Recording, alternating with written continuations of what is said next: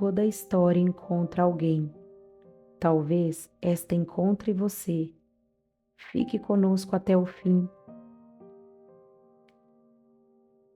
O nome dele era Mateus. Mateus sempre foi visto como alguém forte. Desde jovem, aprendeu que precisava dar conta de tudo, mesmo quando o coração pedia descanso. Todos os dias, o despertador tocava às 5:30 da manhã. Ele desligava rápido antes que o som acordasse os filhos.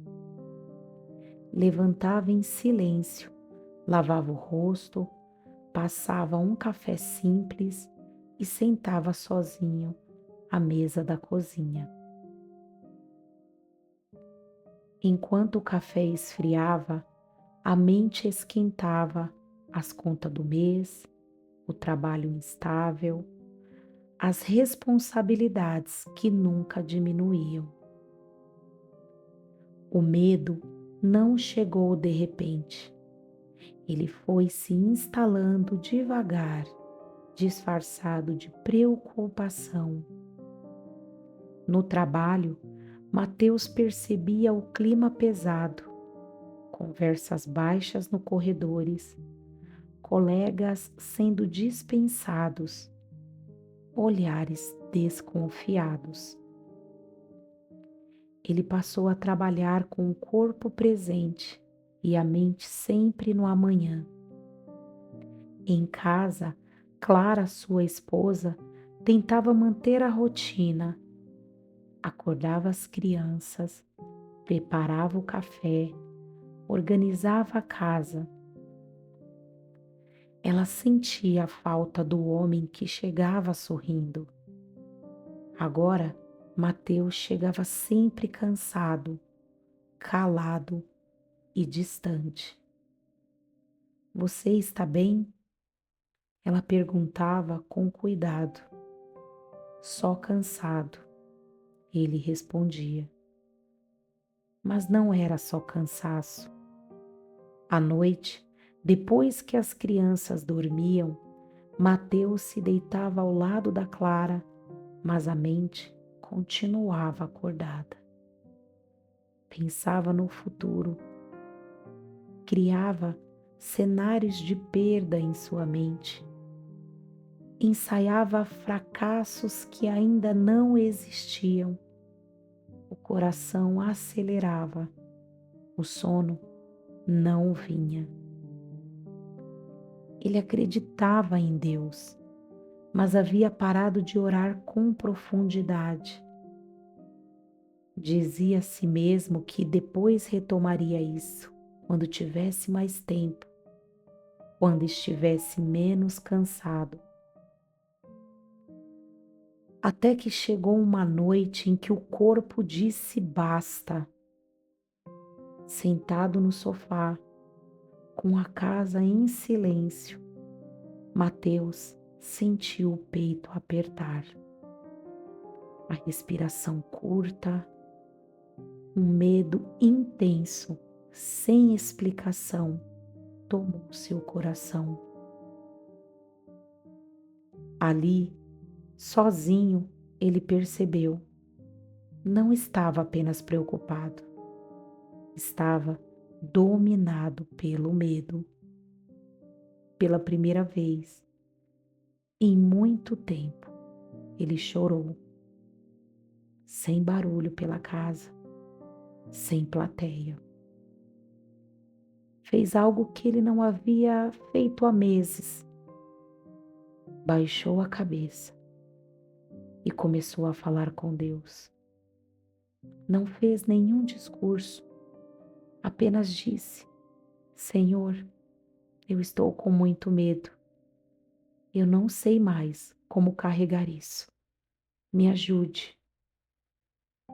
Naquele instante, uma lembrança veio forte à sua mente, um versículo aprendido ainda na juventude, porque Deus não nos deu espírito de medo, mas de poder, de amor e de equilíbrio. 2 Timóteo, capítulo 1, versículo 7.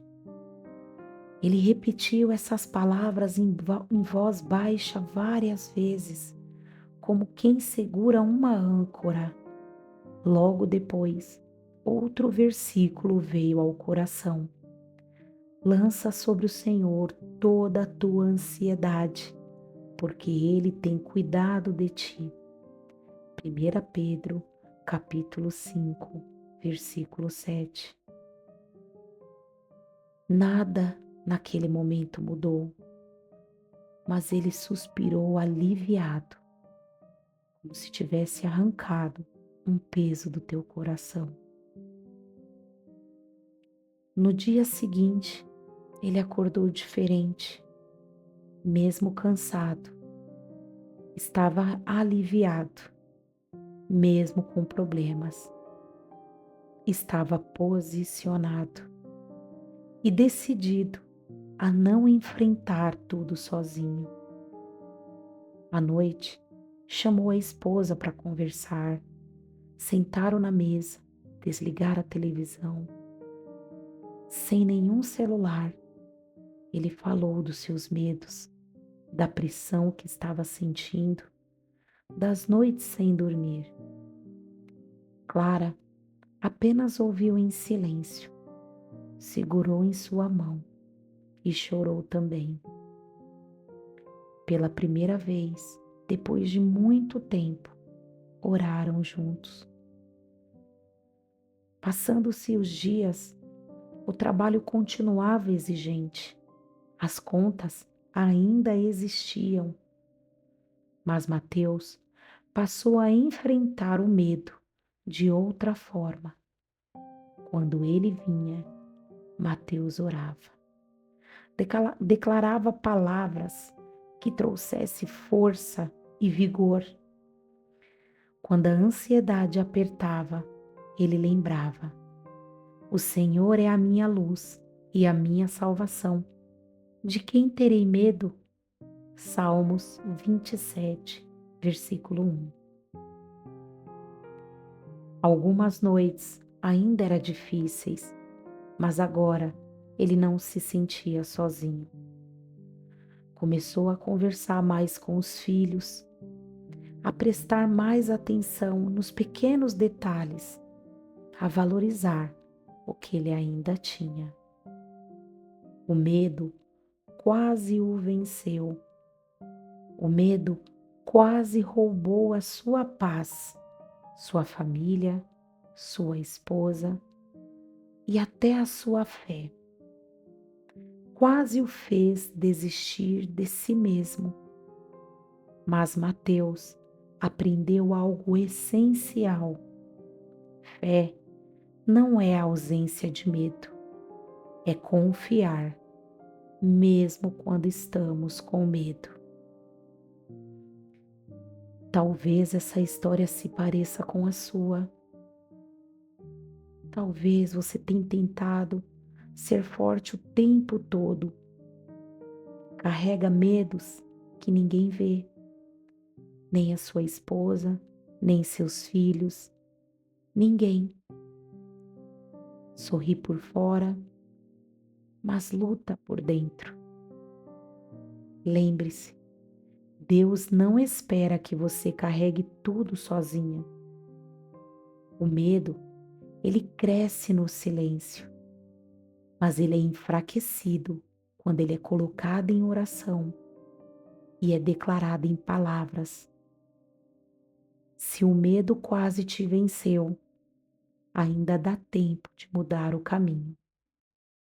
Fale hoje com Deus, ore, confie, abra o teu coração, porque quem entrega o medo a Deus encontra força para continuar.